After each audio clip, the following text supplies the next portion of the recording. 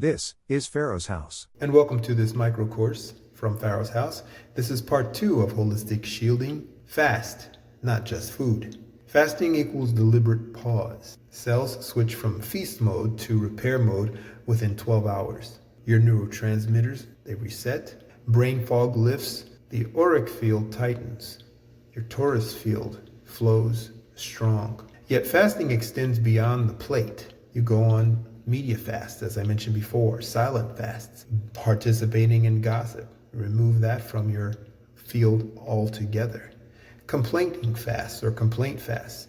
All of these activities starve you, and they are considered part of the parasitic channels. So here's your question. Could your so-called social feed scroll be the snack that keeps entities fat? Those parasitic entities I'm referring to.